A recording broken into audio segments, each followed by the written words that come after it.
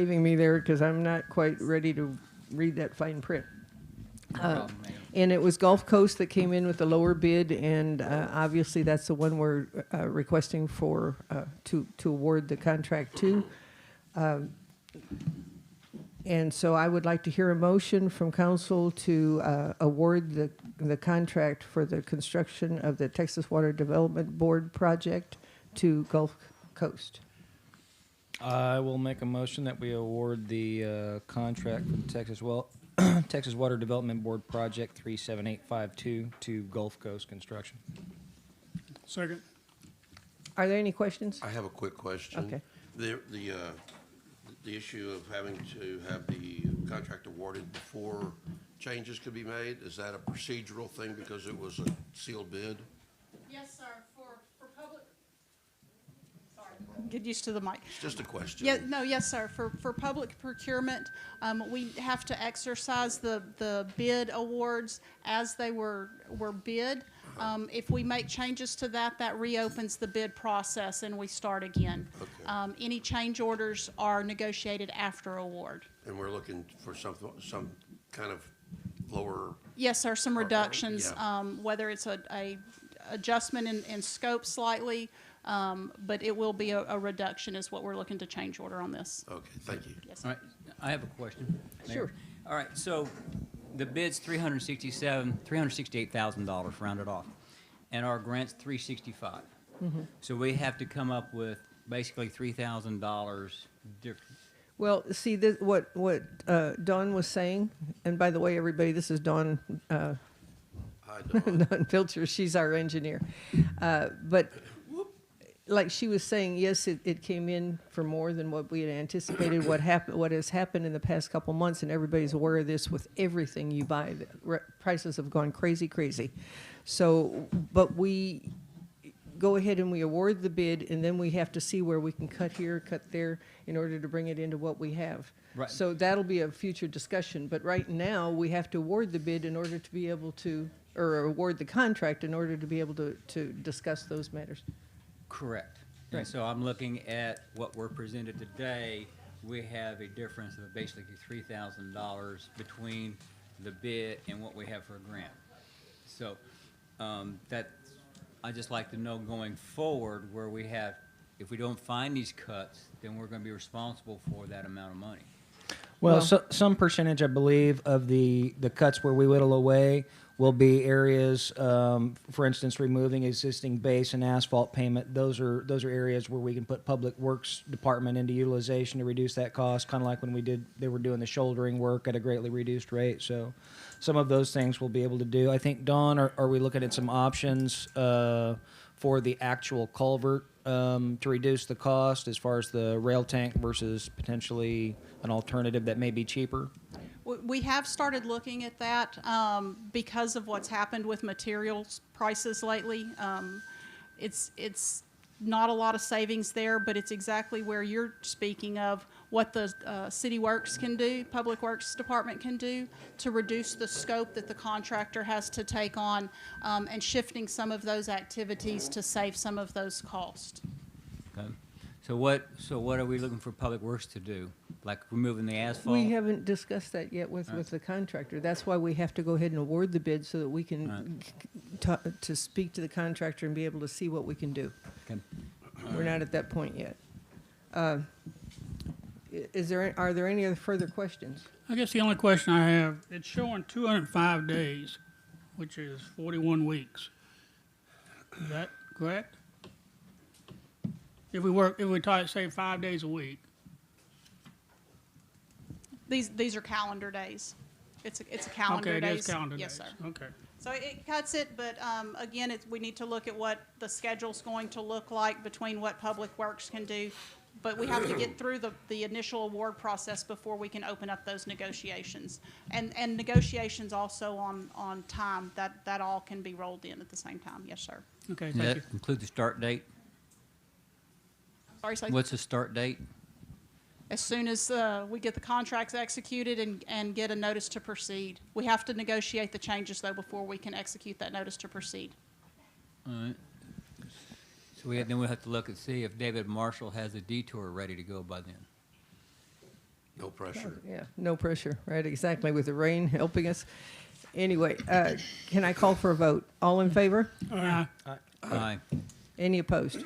All right, it's unanimous.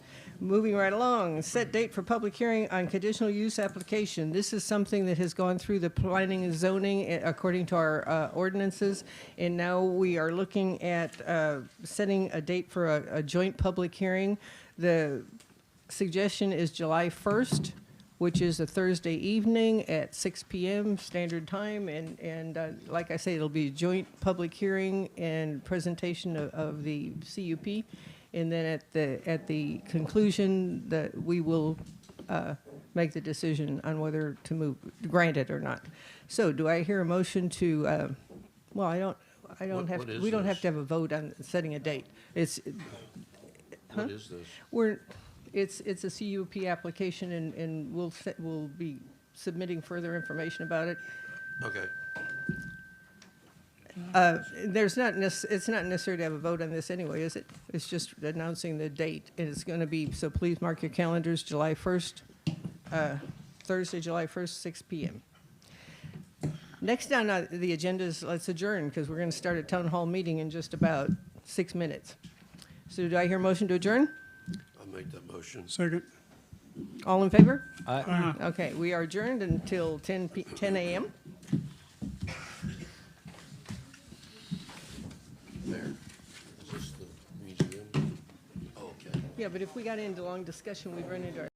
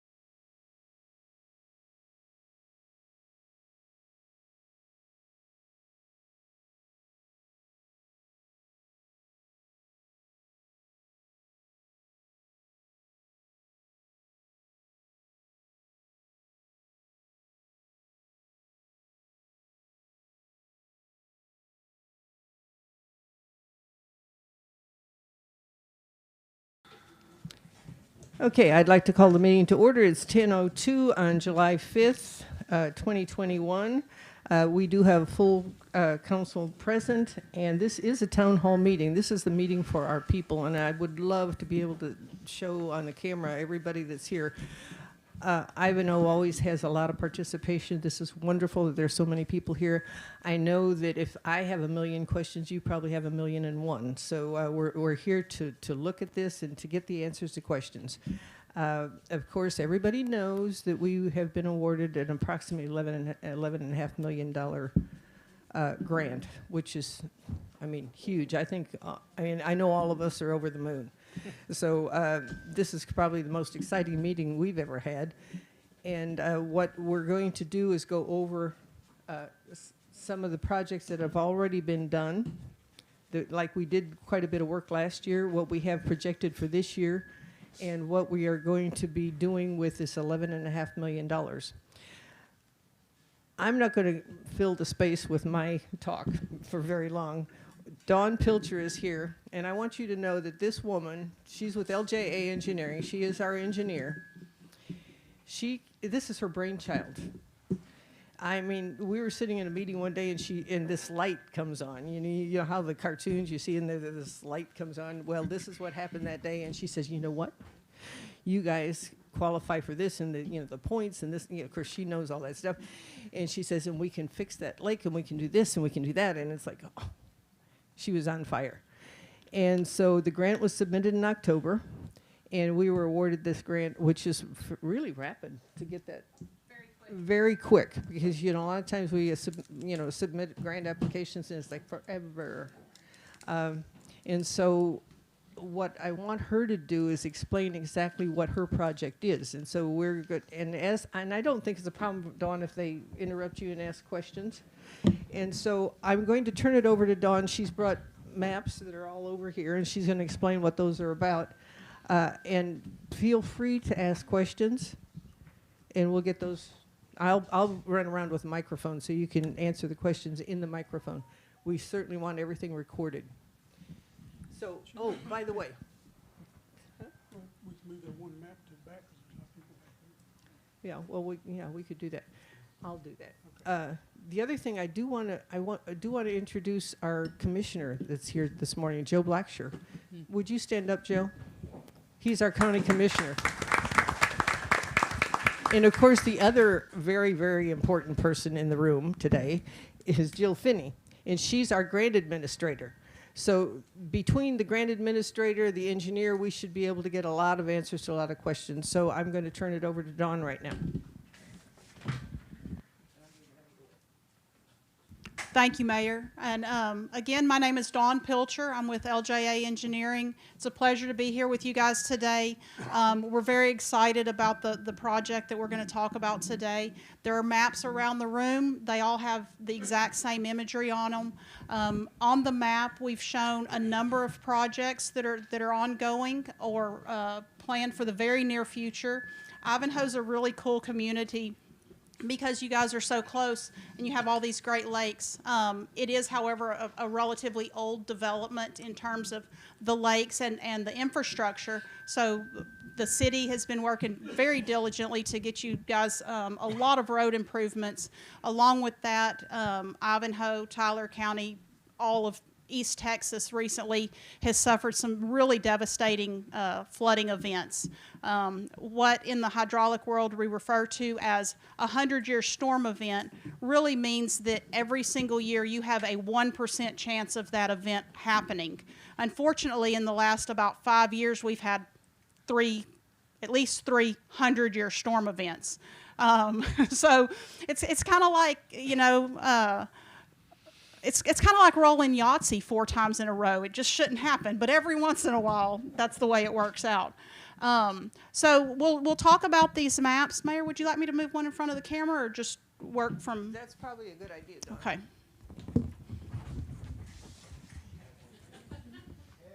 Oh. Who's in the closet? Brandon. Our specialist. Yeah. Can you tell me where I'm in the frame? Oh. Hey, Brandon. It's already up there. that good? Like you didn't get us out of the screen.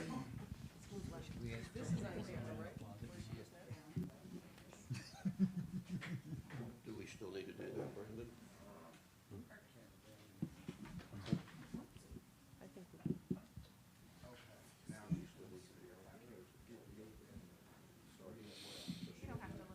We just want to make sure that everything is on camera so that the people at home and the people and being able to watch it later, it's all recorded. All right, thank you. Hopefully everyone can see the map on the camera. Feel free again to walk around. I've got these same maps posted in multiple locations, and we'll talk about it afterward further. But as everyone knows, Lake Ivanhoe at the front had to be breached several years ago because of the damage that it suffered through Harvey. Repairing that dam was an extremely expensive prospect, so that wasn't done. To be compliant and to keep the area safe, that dam was breached in a controlled way so that it wasn't a catastrophic failure and washout at some point in the future.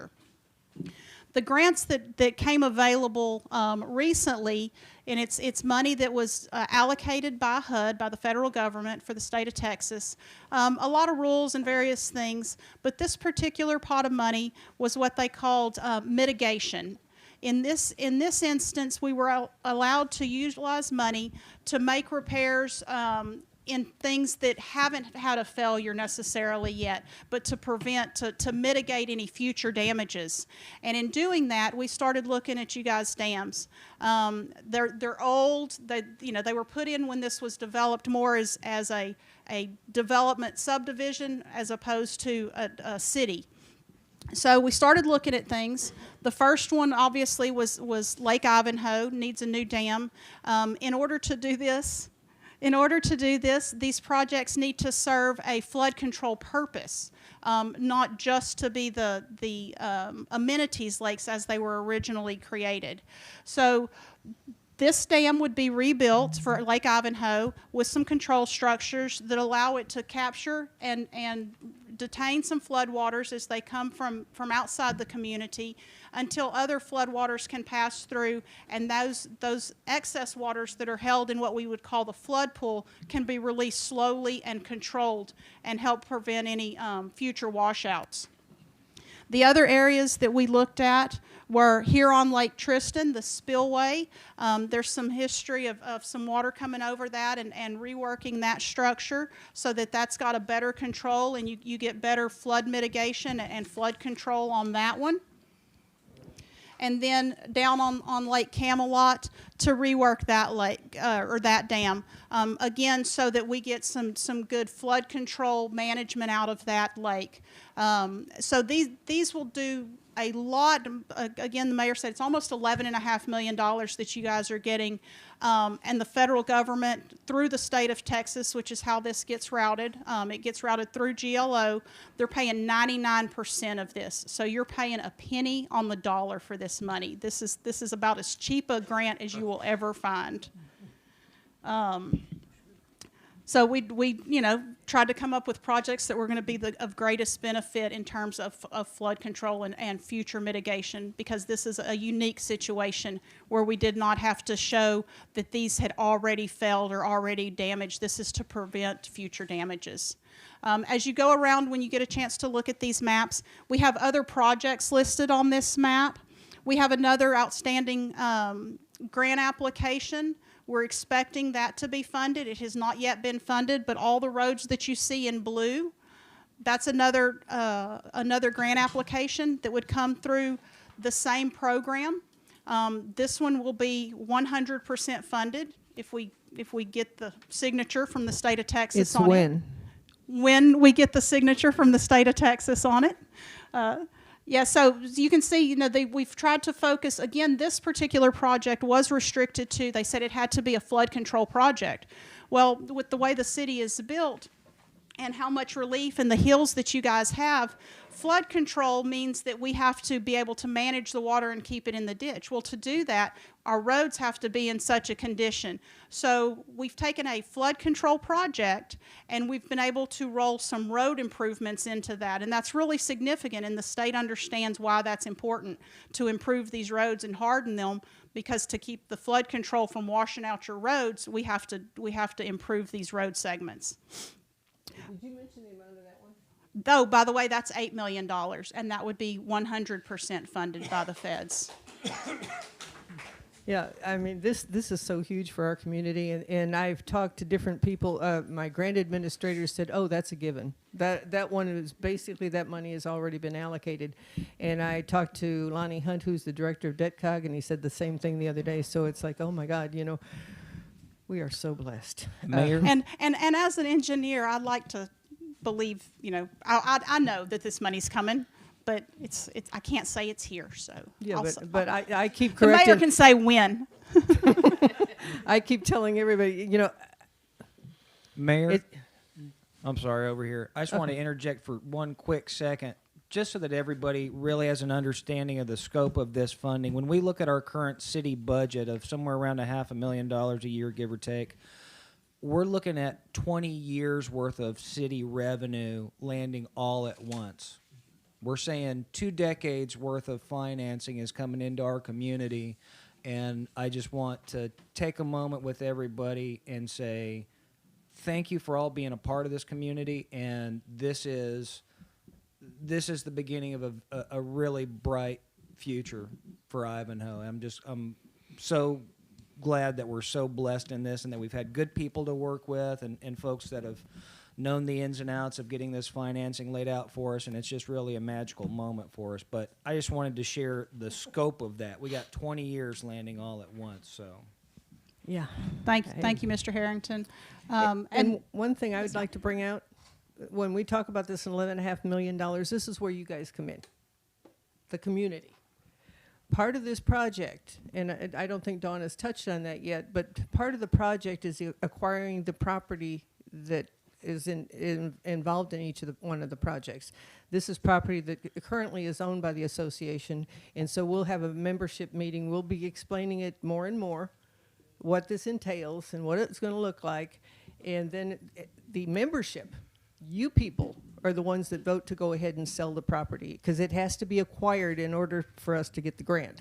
We don't get the property, we don't get the grant. So it's up to you guys to support the purchase of the property within the grant. Am I explaining that properly? That's exactly right. Just a little more clarification. The association is not eligible for the grant. It's just the way the rules are built in the federal system and the state system. The city, as a municipality, is eligible, and the city, by rule, again, is not allowed to spend those funds that they receive on property that they don't own. And so we'll work through those details and get some more information. But the dams themselves, to utilize these funds on the dams, those dams would need to be owned by the city. Now, the other thing is, for those of you that don't are not aware of this, just one little second. The Ivanhoe Dam was the only one, Lake Ivanhoe Dam was the only one that the city did not acquire when we incorporated, because it was not a roadway. And that was probably a mistake we made back then. But, and so it didn't qualify for funding. The association tried to get funding through FEMA after, we had to breach the dam, but it was not possible. So this is a real opportunity for us to be able to rebuild this lake. Because otherwise, when would the association have had the $1.5 million that they said at the time it was going to cost? So anyway, and we have a question here, Vance Townsend.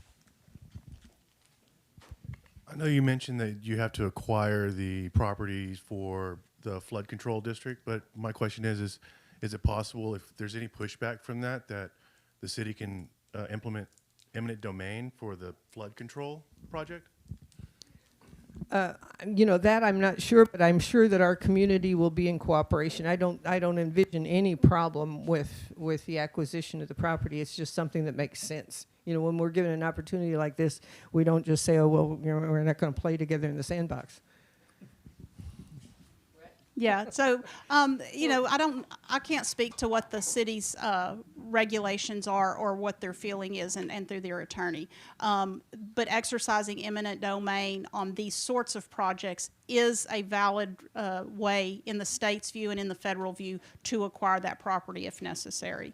Again, like the mayor said, I can't imagine having an opportunity to be handed $11.5 million to make some repairs that somebody's going to get upset about wanting to keep that piece of real estate that needs some work. Any other questions? Come on, guys. I can elaborate a little bit further on our maps here while everybody's thinking. So the kind of purple spots, and they're a little bit hard to see on the dams, those are the projects that would be addressed through the $11.5 million. All the blue roads that are scattered out, again, because that was a flood control project, we needed to tie that into places where we had water that was crossing the road, culverts that were undersized, those kinds of things. So that's why that project kind of looks scattered all over the place. But we were able to incorporate a lot of road work into that. The orange is the elements of the city that are currently being evaluated for the road bond project. The green, there are some limited green sections. Those are projects that have already been done. Your city's working really hard as funding becomes available to improve your roads. But as Mr. Harrington said, there's a pretty limited budget each year and how much can be done.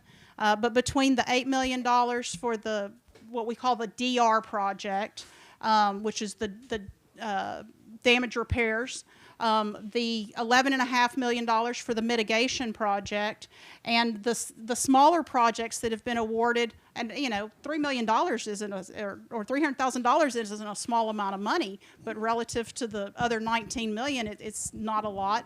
But it all does add up. So we've got a total of the Water Development Board project. We've got these projects that are done on an annual allocation from Texas Department of Agriculture through the CDBG program that comes out every couple years, and the city has been very successful in periodically getting those projects. We're looking at $20 million worth of work in a community that, as Mr. Harrington said, I think you said it's about a $500,000 annual budget. So not to correct you, but I think it's closer to 4 decades as opposed to 2 decades of work that you're getting kind of in a pretty tight time frame. So there's a lot that can happen for your community. I mean, it's really is an exciting time. Don, I got a question. You mentioned on Lake Ivanhoe, you said it's going to be for, I think I called Ivanhoe. No, it's because of. Okay, I'm sorry. Yes, ma'am. What I have a question is, you mentioned that it's going to be for flood mitigation. And you said, okay, well, it's going to capture the water when we have an event, and then it's going to let the water out. So is that going to be a flood, where the lake's going to be 10 foot one day, and then over 2 weeks, it'll go back down to 0? How's that, or is it constant level? So no, sir, it won't be constant level, and it won't be one that gets drained completely out. Just the top few feet of that will be used for flood mitigation. So there'll be a normal, what we'd call normal pool elevation, and then there'll be some capacity. It won't stay chocker block full all the time. There will be some capacity to accept some of the flood waters and hold them for a temporary, and then slowly drain that back down to the normal pool level. So it'll be a few feet of fluctuation, but it won't be a full to empty type fluctuation. Okay, as far as piers and docks, will the homeowners know it's going to be at Yes. this level? That's going to be the bottom level, so Yes, sir. This will be at the top level? Yes, Okay, sir. so When they we will get know through that. with design, there will be a designed normal pool. Now, we get into a drought situation like any other Yeah, time, yes. right? The water starts dropping because nothing's coming in. But there will be a normal pool level that all the residents will know, and there'll be a maximum flood pool. So you'll know how much fluctuation is potential to be seen in that Okay, lake. Will the water level Can- actually, will the water level actually reach where the current docks are located, or will it be far away from the docks? That's an excellent question, and I don't know where the docks are currently. But we're going to look to work very close to the previous footprint of the lake. Excellent, thank you. Give your names too. That's Ed Lee. Hi, I'm Sarah Warren, and Mayor Bennett, you kind of touched on a statement that mine's more of a statement that I would like to make. It does, because I've been asked a lot of questions, and then when given the opportunity, everybody's reluctant to. I think everybody is so excited, and they're reluctant to ask the questions. But my statement is, first, I want to thank everyone for the hard work and dedication displayed for the betterment of our community. These are certainly exciting times in Ivanhoe. Some may ask, why should IPOIA be involved in this grant process? We have a unique situation in our city. Yes, we are a city, but we are also a community of property owners that own all of the parks, lakes, common properties, and many drainage properties. The city does not own these properties. That is why we are able to maintain our privacy status in these areas. Property sales can be presented to the property owners by the IPOA board, but the property owners maintain the ultimate authority. Because land owned by the IPOA cannot just be acquired. The board members are tasked with the responsibility to ensure the property owners are represented and have an opportunity to voice their opinion by casting their vote. Communication and working together towards the mutually beneficial goals of the City of Ivanhoe and IPOIA is of utmost importance to all parties. That said, the grant has only been mentioned in passing to the IPOA board members, and the IPOA board has not been asked or included in any of the details of the overall plan. The IPOA board is being asked questions that none of the board members have answers to. The public statement from the City of Ivanhoe leaves more questions than answered. Moving forward, IPOIA hereby requests to be included in the grant discussions in order to show a unified front between the IPOA and the City of Ivanhoe. As a property owner and IPOA board member, it is important that the community understands the process of property sales. This is a far-reaching project requiring important decisions for the entire community, and every detail should be readily available for review. It is our duty as board members to represent the property owners of Ivanhoe and keep their best interest in mind. If transparency is not maintained, we as board members are unable to fulfill our task. There are many questions on the details of the land acquisition. Some of the questions we were being asked are, does this acquisition include parks that adjoin Lake Ivanhoe, the dam breach area, and the dump station? If so, why? How will homeowners of Lake Ivanhoe Section 1, 2, 3, and 4 be affected? What will be the height of the dam? Will the construction of the spillway be sufficient to prevent property owners in the floodwaters path from flooding as they did before the dam breach? Only through inclusion in the process can the IPOA board members make informed decisions concerning not only the property values, but also the lives of our friends and neighbors. This is a tremendous opportunity for our community on so many levels. To that point, certain aspects of the execution of the grant must be approached per the process documented in the IPOA bylaws. I hope this marks the beginning of a change in communication between the City of Ivanhoe and the Ivanhoe Property Owners Improvement Association. Success can only be attained by working together with complete transparency. Thank you for allowing me to make this statement. Thank you, Sarah. Thank you. Any other? Oh. What? Oh, there's a question online, right? Would you go ahead and read it, please? Someone?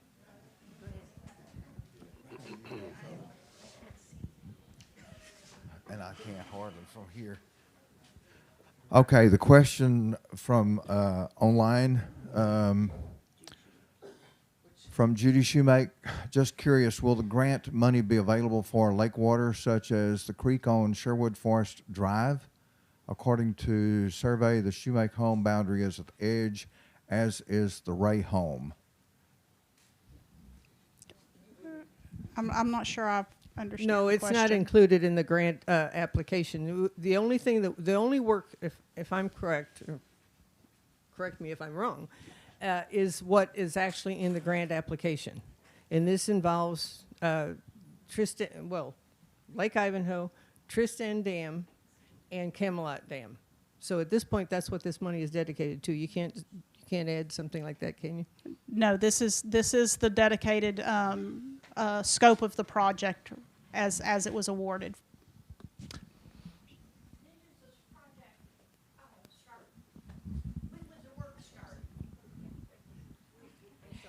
When does this project start? Yes, ma'am. We're still waiting for all the documentation to come down from GLO. So it's our government, and it's not a fast process, unfortunately. We would like it to move fast. It's moved amazingly fast, quite honestly, to get from grant application last fall to just a notice of award at this point. We're probably talking a year before we can really get started on for sure a year before we get started on any kind of construction. You know, we'll get all these contracts and we'll go through some design, but you won't see anything happening for at least a year, other than probably surveyors looking at current elevations of docks and all of those things. Yes, ma'am. Mayor. Oh. Okay, I'm Carl Minch, Galahad Loop. I want to thank Sarah for bringing up some very important points, but I also want y'all to know that if we were to not work with the city and sell them this property for any reason that she gave, nothing's going to happen. We're going to get less road work. We're not going to get the lake back.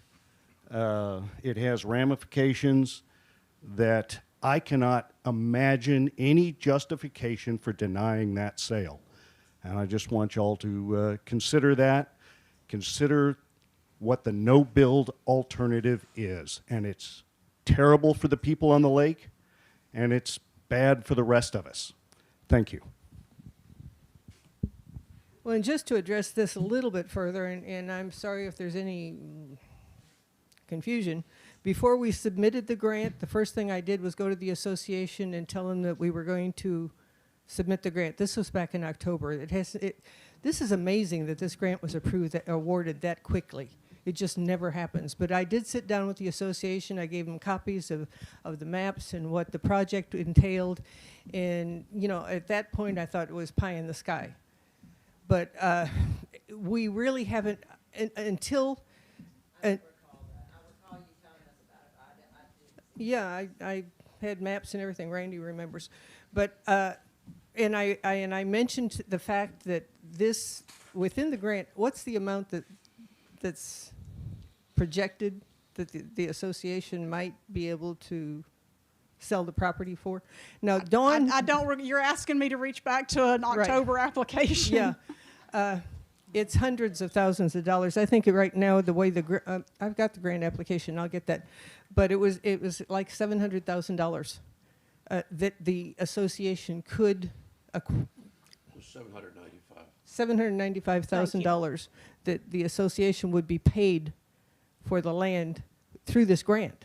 I mean, it would be a win-win for the community. It'd be huge. At $6 a lot, it takes a lot of time to make $800,000. Now, the property does have to be appraised at the time of the acquisition, and the only figures that Dawn could use were the surrounding property values. So we don't know exactly what the land will appraise for at the moment. We'll keep our community involved and informed about this. That's why I immediately called the town hall meeting. I thought about having the meeting last Saturday, but it was Memorial Day weekend, and it was not a time people wanted to come in and have a meeting. They were all out playing. But that's why I called this as soon as we could, so our community can know what's going on, because lots of questions come up. You know, you see that we get $11.5 million. What does that look like? What does that entail? And I saw comments, that we're going to do a lot of road work with that. No, it's not road work. This is dam work, and this is specific. We have to do what we applied the grant for. We can't go do something outside of what the grant application is. And definitely we have to continue to communicate. And I'm sure that what we'll do too is, like when we have association meetings, probably we'll talk about it. And it has to be something that we talk about on an ongoing basis as a community, and then get to the point where we vote on the sale. Oh, by the way, they're letting me know that this map is already available. The map is available on our website, so you can look on the website, the link. And, oh, yes, in the map, the grant application is on our website. So all you have to do is go on the front page of the website, click on it. There's a link there that says the entire grant application. It's like 8 pages. So it's fun reading. And there's a map of each of the projects that involved. And so it's totally explained on there. Mayor. Does it include the parks? Does the acquisition of that land, is that just the acquisition of the lakes? But we do have 2 park areas on that lake. And I'm wondering, does that include those park areas, or is this just lake? The grant application and excuse me, and the use of these funds is restricted to the beneficial construction of the project. It's not an acquisition of any extra property around that would be the parks or anything. It's just what's needed to make this construction, to make these outfall improvements, to reconstruct the dam itself. I can't tell you that I know exactly where the footprint of the dam falls relative to the parks, but it is not any effort to acquire any of the parks. It's only for the mitigation project. Well,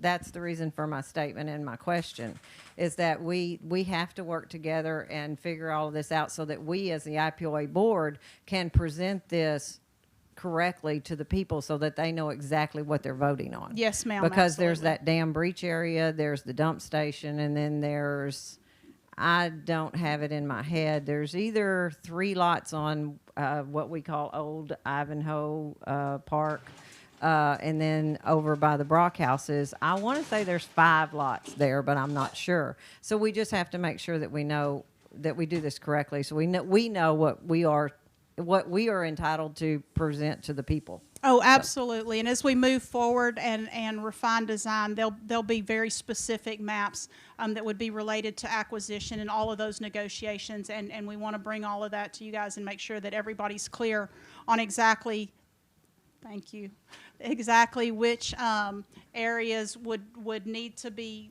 whether it's a temporary working easement, a permanent holding by the city because it's a permanent fixture as part of the construction, and how all of that would be negotiated. But there will be maps and detailed surveys and all of those things, and we want to work with you guys. I just want to make sure we as a board do it right. Yes, ma'am, absolutely. Don't want any backlash from this. This is something that, like y'all said, we'll never get again. Mayor, I have a question. Speak into the mic, if you would. Councilman Warren. Okay. On this, moving over to Lake Tristan, the low water crossing, and after reading this, after getting off the website the grant application, it says that construct new larger discharge structure with water control gates.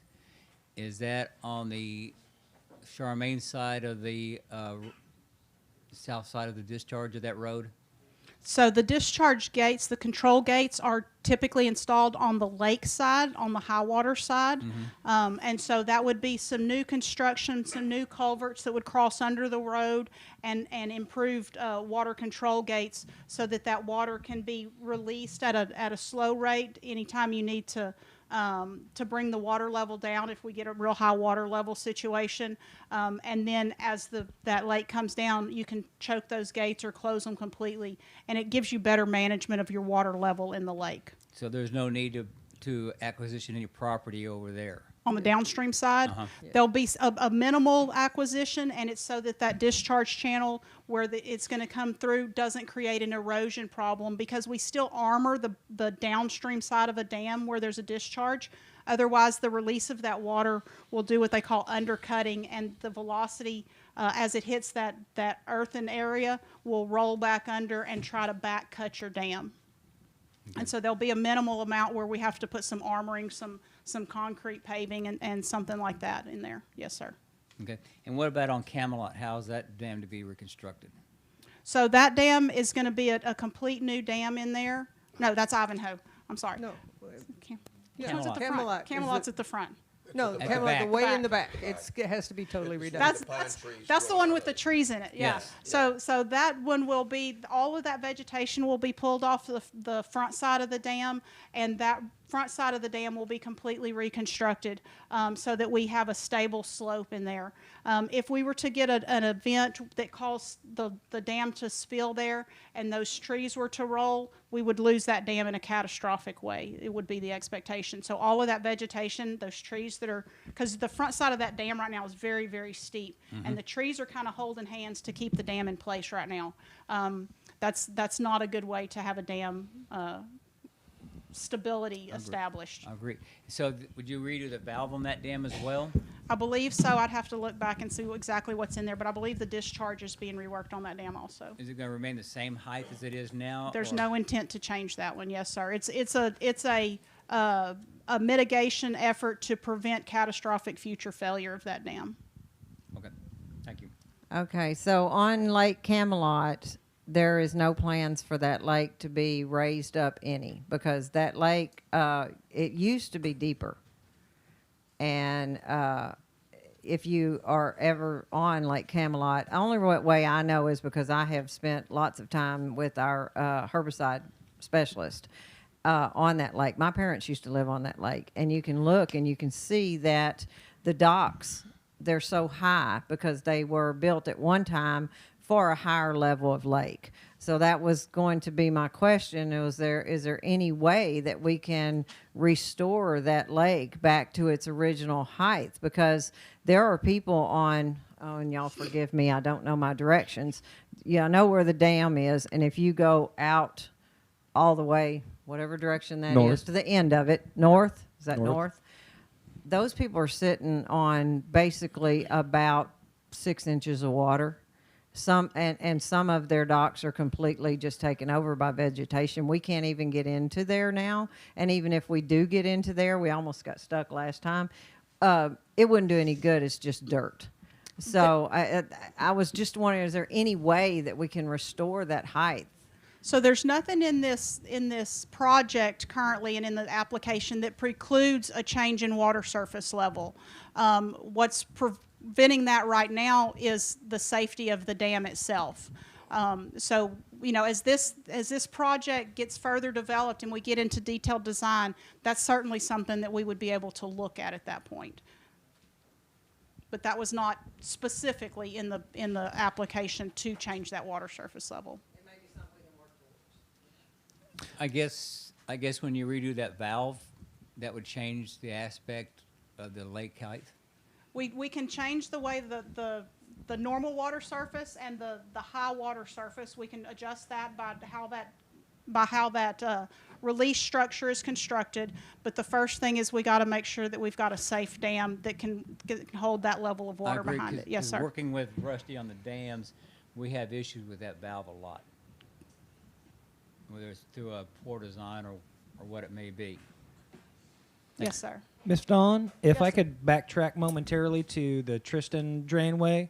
Correct me if I'm wrong, but the plan is to actually, from where the actual dam begins back to where that current emergency overflow section is, we're talking about raising that road level. Is that correct? Raising the road level and constructing a proper control structure in there so that the water doesn't have to go over the road. It And can go go under. through the control structure that'll be gated. Yes, sir. Very good. And then also, looking back up towards the Lake Ivanhoe project, can you glance through a little bit more of the scope of work on that? That we've spent a lot of focus talking about reconstructing the dam, but on the north end of it, where the inlet is for watershed from up on the ranch end and from the streets and whatnot, is there intention in the project to dredge that out, to shore any of that up, to clean that north end out so that we get good water flow through there and we can actually collect that water effectively? So there's not a dredging element to this, which is not to say there can't be, but there is reconstruction of the inlet to make sure that we have adequate capacity through those culverts that cross, what's the name of that road? Mill Creek. Mill Creek, thank you. That cross Mill Creek there, and that there's armoring on all of that so that as that water comes off the ranches, it's not eroding the inlets coming into the lake there. Okay. Yes, sir. And I assume there's going to be a clean out of that basin just Yes. in general with the vegetation and whatnot? Yeah, that'll all kind of happen just in the natural Course of things. course of construction. Yes, Very sir. good. Thank you. Ed Lee, I live on Ivanhoe Drive East also.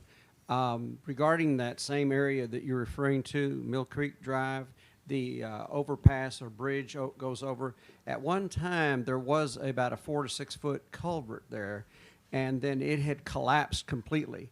Don't know why, what would have caused that, but is there a provision made that it would be a first class culvert that they could sustain the weight of all the traffic that might come through there, including construction trucks or 18-wheelers? Yes, sir. Be able yes, to sir. handle that? A proper culvert through there, very similar to what you're going to see, not the size necessarily, but similar to what's being done at the Water Development Board at the entrance. So it'll handle all the traffic. Yes, sir. Thank you.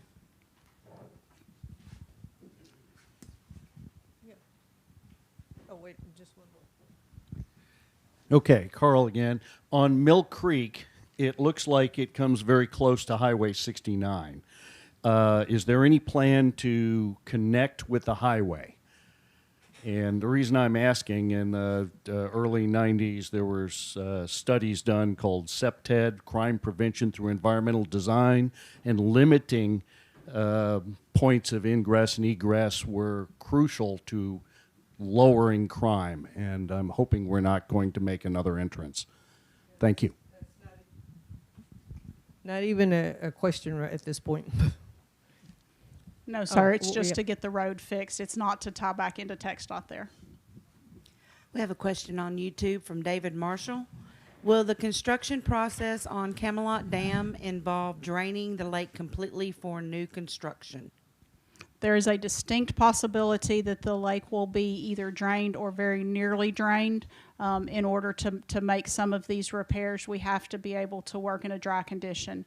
There's the potential, if we finish our evaluations, all the stability evaluations of what's there, that we could coffer dam, which is basically driving sheet pile around the construction area to isolate that without affecting the dam. But we're going to have to evaluate exactly the dam operations, make sure that we can work safely and still maintain operation of the lake safely concurrently. Otherwise, we may have a temporary dewatering.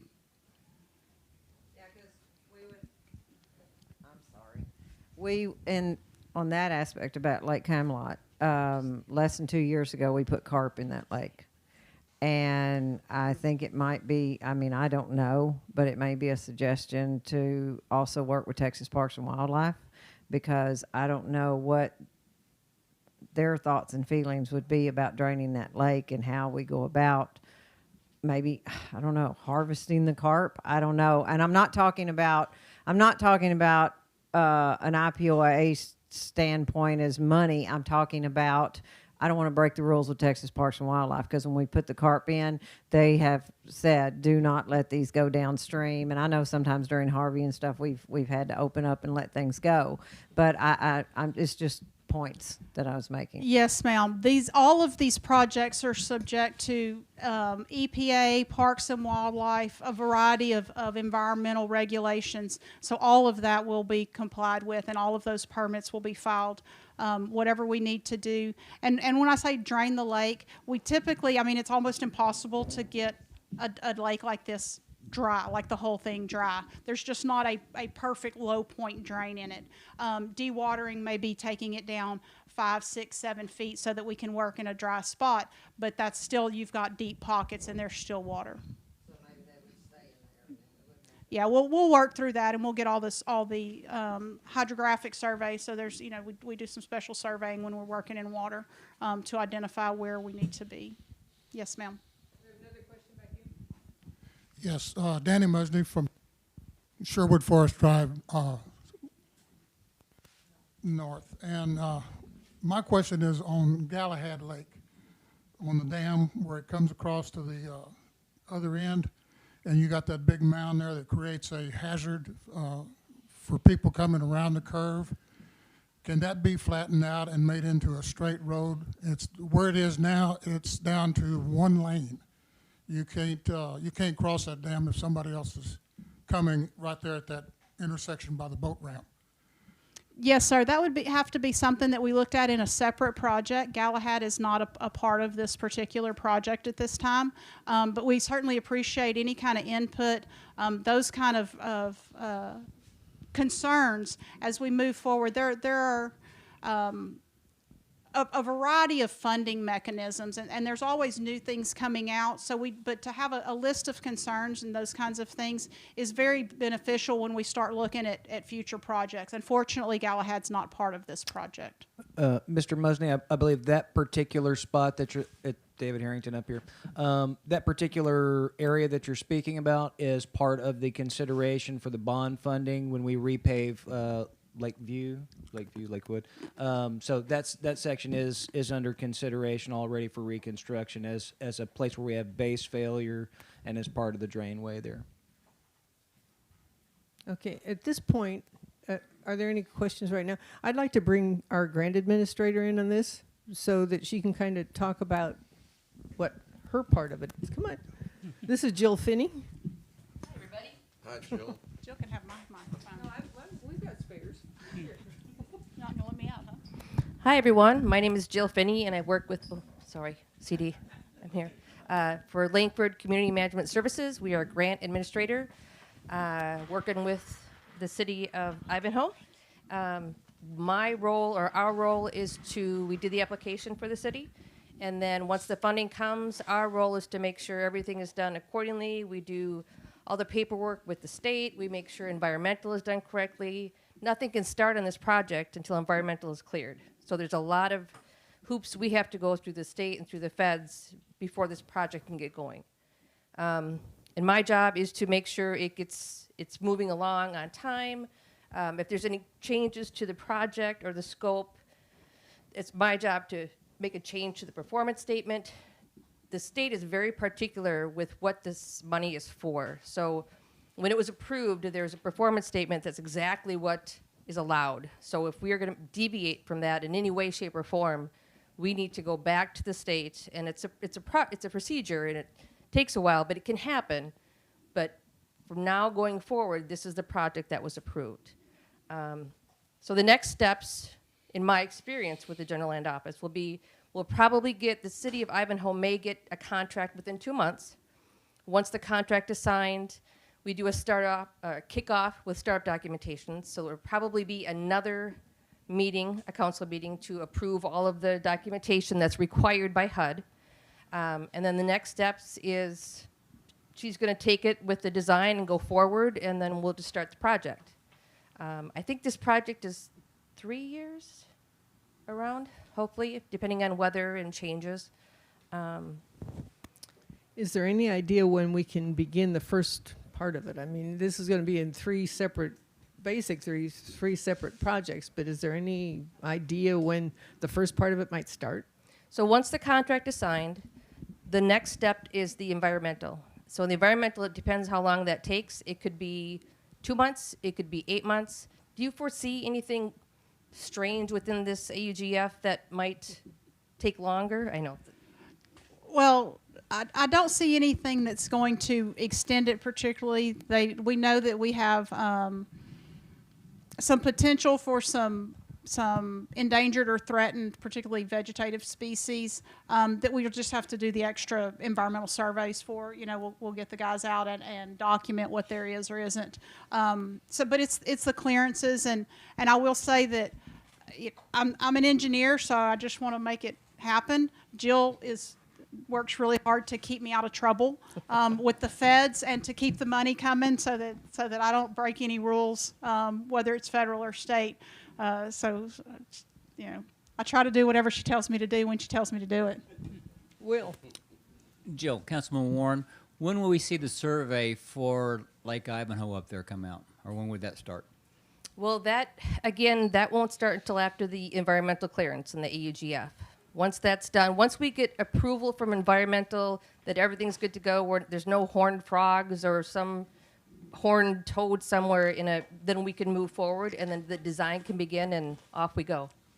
Okay. And again, the AUGF, the environmental clearance, could take anywhere from 3 months to a year, depending if there's something that comes up that's an endangered species or wildlife or vegetation.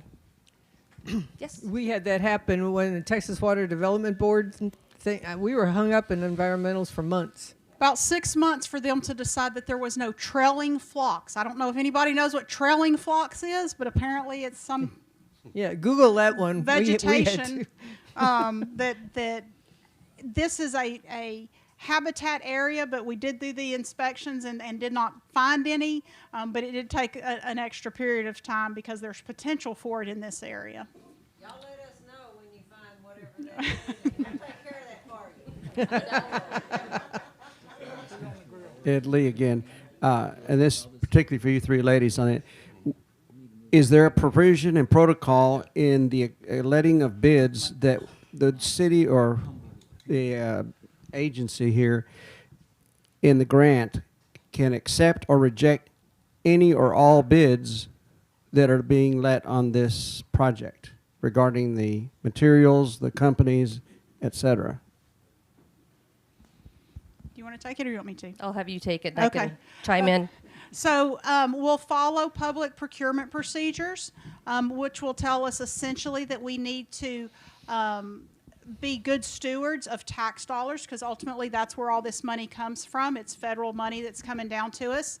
And essentially the rules are we take lowest and best, which means if we get a bid from some fly-by-night contractor and we check on their references and everybody says they're terrible or they've got a history of not completing and having to fall back on their bonds, then there is absolutely valid reason to not accept that contractor.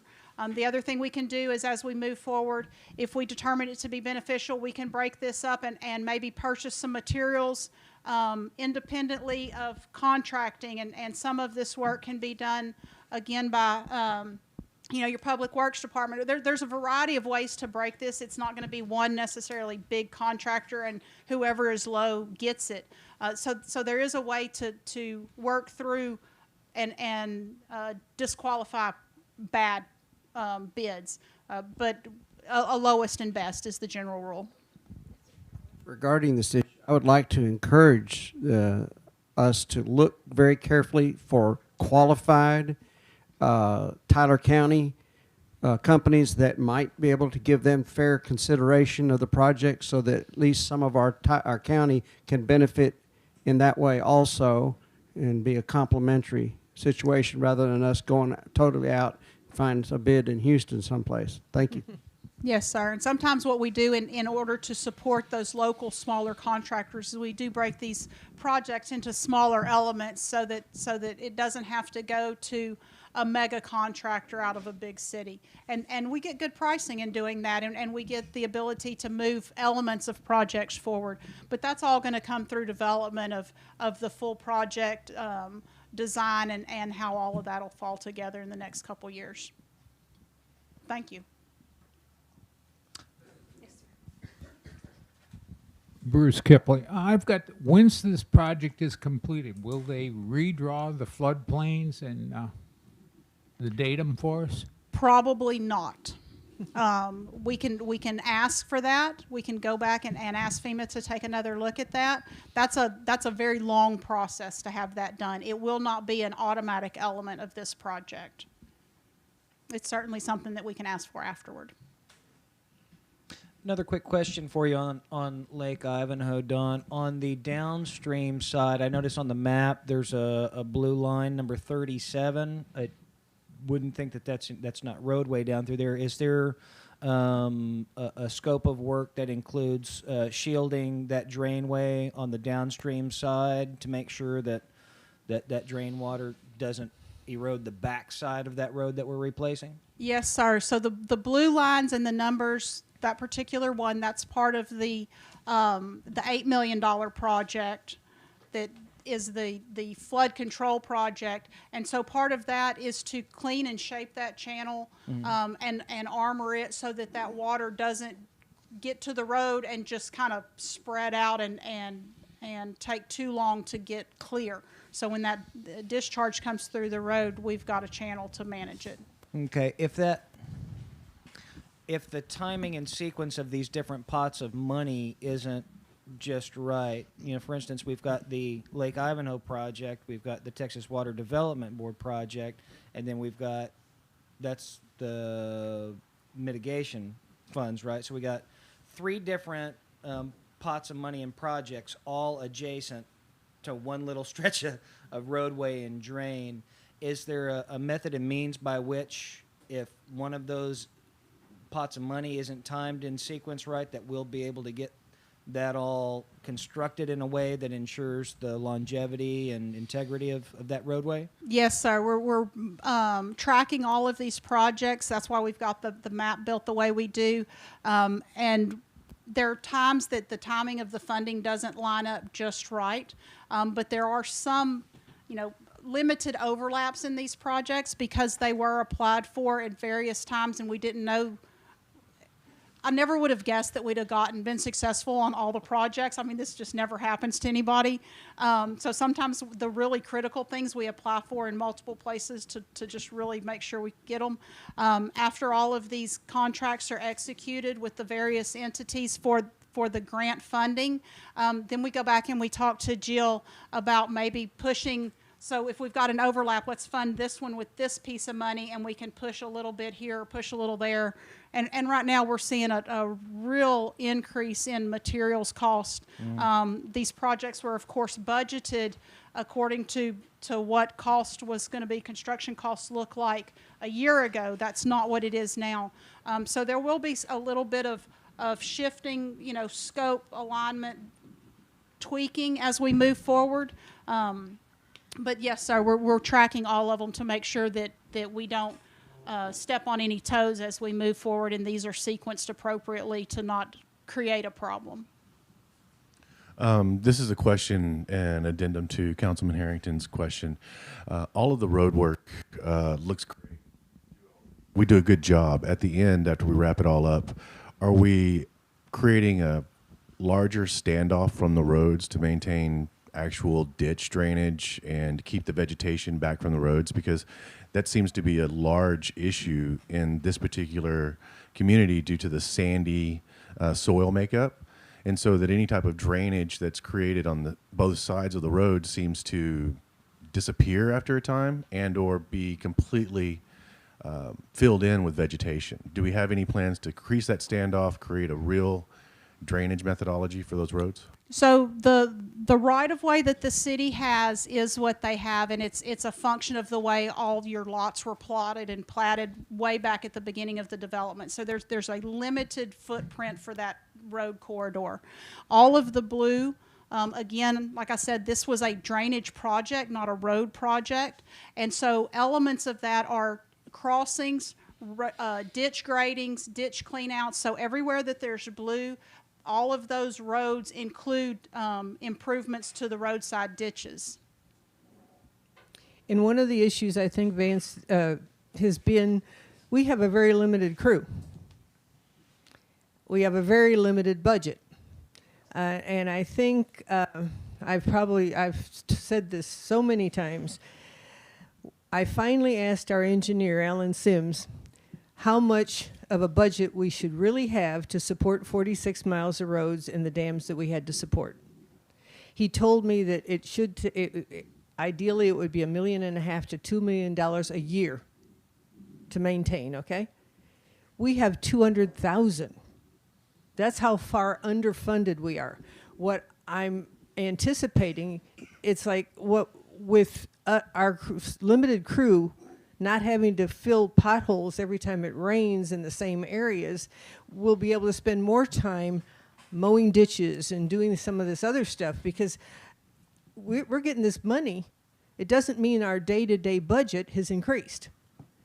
So that's one of the issues we're looking at too. Yes, if we could get our ditches dug beautifully, which is what's gonna happen with the $8 million project, awesome. The thing is maintain it and keep it mowed and keep the vegetation out of it. I see it on CHARMAINE South already that, you know, we've had a lot of vegetation growing. We need to get that cleaned out. By the way, that $8 million grant, this lady did it. And I cannot say enough about Dawn and about Alan and you know, the LJA and how all they've done for us. But she submitted that grant application too. And that was when, two and a half years ago? That's an interesting one, Mayor. So just for folks who aren't aware, the $8 million grant is why you passed your $2 million road bond. When we first applied for this grant right after Harvey, it was a federal program through FEMA, and it was a 25-75 match. So the grant, the project was an $8 million grant. It meant that the city was going to need to come up with $2 million for their 25%. This was one of those very unusual cases where you fortunately did not qualify for that FEMA grant. And on the heels of not qualifying, you were very, very close, but you didn't qualify. There was too many applications. On the heels of that, the state came in and said, look, we know we've got a lot of really good projects out there. And they asked FEMA for what their top failing grant applications were, and you guys were in that kind of top cut of the missed opportunity. And in that, the state said, okay, well, we're going to fund that, but we're not going to fund it at 75%. We're going to fund it at 100%. And so by failing to meet the criteria a couple of years ago, just by a little bit, you went from a 75% qualification to 100% qualification, and now you've got the extra money through your bonds to further improve your roads. So for those who didn't know, it is the same project that we tried to get a couple of years ago. Did we not? Yay. Well, and I think this was we still have a lot of the bond money that we've been holding. Now, we're planning on doing bond project work this year. But one of the things that was touched on lightly is this $11.5 million is only a 1% match.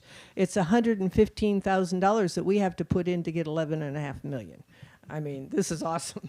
That's some cheap money. It's cheap money. I have a question from John Starling on YouTube. When will the road and drainage on CHARMAINE East between Chanticleer and Ivanhoe Drive be addressed? With the $8 million. So that's the project that we're still waiting. That's the $8 million project. We're still waiting for the signatures to come from GLO to execute that contract. At that point, we'll be able to officially go into design. So again, that's about a 3-year project, start to finish, but the ticker on that doesn't start until we get contracts from the GLO. Yes, my name's Richard Pruitt. I'm over on Lake Tristan. My question is, will Lake Tristan have to be drained to install that dam? That's a good question, and we don't know the answer to it. Whether it'll be drained completely or partially, I don't know right now. That's a dam that's going to need extensive work. It will very likely be drained quite a bit. Now, whether it's going to get emptied completely, but there's a lot of work. And when we start pulling trees off that dam, if we don't bring the water level down, we risk catastrophic failure. He's talking about Tristan, not Camelot. Oh, I'm sorry. Too many out here. So on Tristan, that's the one where we're replacing the low water crossing, right? Okay. I'm sorry. So the low water crossing, we will need to lower the water level some, maybe not a lot, and potentially put in a coffer dam, a steel sheet pile wall. We'll have to evaluate the stability and the exact working area to determine how much change we have to do for a working period in that water level. We have a question over here. This is Birdie. I'm from Ivanhoe Drive East. On your map, are the blue lines you got. Yes, You ma'am. got Ivanhoe Drive East and West, the road just kind of ends. What's going to happen in those two areas where there's no blue lines? These two here? Yes. So it's hard to see, I know, from where you are, but there are light blue lines and there are dark blue lines. Those are two different projects. So it's continuous. The projects all tie together, but there is a dark blue line here and here between the light blue ones. So it's a continuous improvement. It's just going to be done under different project funds because of whether it was a drainage project under the DR program or y'all got a lot of money and we've just got to figure out how to make it all work and tie all your roads together. Again, it's about scheduling these projects and getting them tied up. I'm sorry, Don, did you just say we have a lot of money? You will have a lot of money, Mr. Harrington, very soon, very soon. Well, and another thing that's going on right now is our road crew is working on developing a detour, which is Ivanhoe East and Ivanhoe Drive East up to Mill Creek, across Mill Creek, and back down. The only other option we had as a detour would have been Toller Road, which is just not an option really. And so our road crew is working diligently right now to get this done. They did get a great big culvert back up there on Mill Creek Road. This is it's not going to be the end all solution to that roadway, but it's going to be a good solid base that in the future we could put an asphalt on top of it. It's going to be adequate to bring our construction equipment around there. So it's going to be well done. They're really doing a fantastic job. Please pray that it doesn't rain for a while. We just have been, almost washed away. But they're doing a phenomenal job on that right now. So that's just want to let you know that's in the process.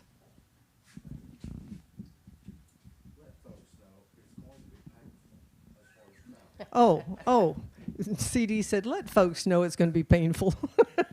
Yes, it's going to be, we're going to be bothered. We're going to be disturbed. Remember when we, those of you that have been around for a while, when they were working on that road over 190 toward Jasper, and every time you went over there, you got stopped and whatever. Well, we're going to have to do some of that. But at least what we're going to have is a 2-lane detour. We're not going to have stop and start. We're working on a 2-lane detour. So it may be we have to go out of our way, but it's not going to be 1-lane traffic where, we're just stopped for half an hour. So be patient. Yes, it's going to be inconvenient, but look at what we're going to be gaining in the process. So patience. And I'm not one that, my middle name is not Patience. And we are working on a lot of roads in a lot of areas, so the detours will change regularly. Once construction starts for probably 3 years, there will be a constant rerouting as different roads are completed and started. Last time we had a detour, we had some residents that had a lot of fun with people driving through, and they were moving the detour gates and sending people into dead ends. Can we make sure that the detours are not easily removed? Yes, sir. We can work that into the contract so that we have some what we call portable Jersey barriers. So those big, heavy plastic sand-filled barriers that they can use so that your kids who don't have much else to do in the evenings aren't helping with the detours. Other comments? Jill, did you have anything else to add? I want you to know that Jill drove down from Austin to be here today. And oh, by the way, in case you all haven't met her, that's Yaya in the back. That's Terry's drug sniffing dog. Is that proper? But anyway, she's a real welcome asset to the community, and she's joined us for the meeting today. Any other comments or questions? Do not pet. Yeah, do not Don't pet the dog. She's trained to eat you.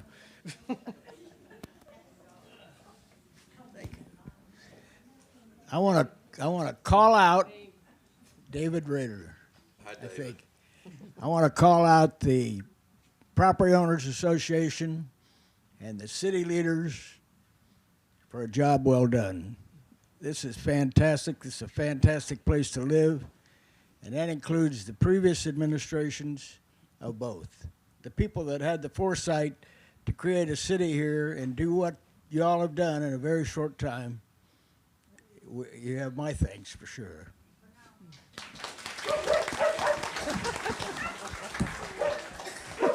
That's her way to applaud. She's clapping. We all communicated our level, right? Jim Grimion. Looking at what you're showing us and everything, it's going to take like 3 years to do the dams and that project. So we're looking at repairing the roads, what, 5 years down the road? So a lot of these projects will be concurrent. They'll be staggered, and we'll be working in a lot of places at the same time. Okay. It'll be exciting. There'll be lots of overlap, but there will be, again, lots of detours and movement of traffic from one week to the next, potentially. Anything else? Oh, there we go.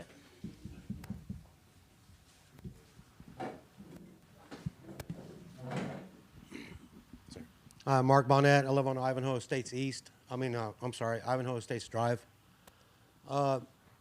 Did I understand correctly when you stated that there was a correlation between the grant amount and the valuation of the property? No, sir. The valuation of the property that was spoken of was the grant will pay for acquisition of properties from the IPOA, and so those have to be appraised so that purchase price can be worked through. But the valuations of the properties in Ivanhoe is not tied to the grant itself. It's the purchase. Yes, sir. Thank you. Anyone else?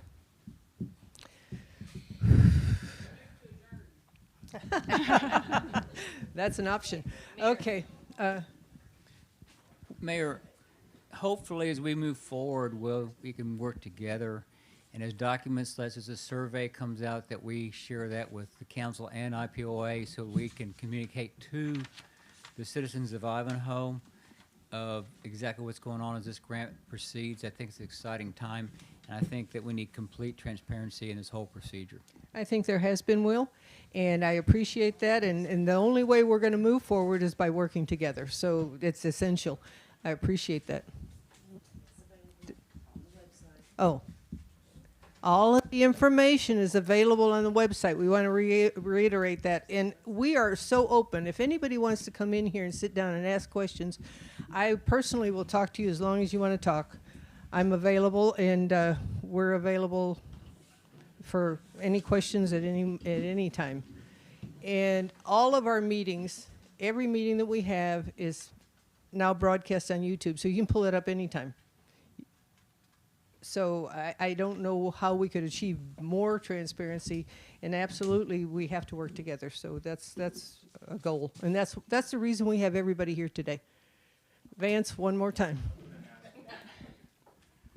Since the IPIOA keeps coming up as a component of this, and really I think it's a city-type driven project, and then the IPIOA says there's no communication between the city and the IPIOA, I'm just going to point out the pink elephant in the room. There's an obvious conflict of interest, being that 2 members of the city council are also married to 2 members of the IPIOA. So how is it that you can clearly negotiate any type of agreement between the 2 organizations without having those individuals recuse themselves? Okay, that's that's a whole different issue. You want me to answer part of that? Yeah, go ahead. So I will say that because this is federal money and federal tax dollars or tax dollars, the city is going to be limited to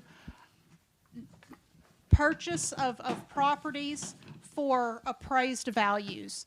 That goes a long ways towards alleviating any of those concerns, kind of layman's terms, brother-in-law deals. So it's the city is going to be restricted to not paying exorbitant prices, but they do need to pay the fair value of those appraised. So that'll be an independent appraisal, and that really does go a long ways towards negotiation. Now, the agreements between, if it's just a flat agreeable project, that's a different story. But the dollars, that's controlled by federal procurement rules. And to be clear, we're all citizens in the community, and it's to all of our best interests to do what's best for the city. Well, for the community. For the community. Let's think community. Let's not think association and city. That's, when we first incorporated, I'm sorry to go through a little bit of history, but when we first incorporated, and I was involved in, Tommy, we were involved back then in the transition between just association and having to incorporate, because there was no option, because the fees were going to be $6 a year no matter what. And so in order for us to survive, we had to incorporate. It was the only option we had. Now, when we did this, we left the parks and lakes in the name of the association in order to maintain the privacy, and that was our best thinking, and I still agree with that. We never expected to not be working together hand in hand. And so, there seems a little bit of conflict, but let's let that go, because basically, I look at our association as our Parks and Lakes Department. They are amazing, and they have done a phenomenal job. We have had more things going on and happening in our parks and lakes lately. The weed control, the improvements in the parks, they're just doing an amazing job. I was the president of the board of the association at one time. I didn't do all that stuff. I mean, you guys have just taken it on and done some amazing things, and that's very much appreciated. We're two parts of one community, and we always have to look at what's the best for the community, not what's the best for me or what's the best for you. It's about what's best for our entire community. That's the way we work together, and we get things done. A house divided against itself will not stand. Thanks. All right. I heard somebody a while ago say we thought we should adjourn. Is that a consensus? Is there a motion? I'll make a motion. I'll second it. All right. All in favor? Aye. Any opposed? Thank you, everybody, for being here. Thank you, everyone.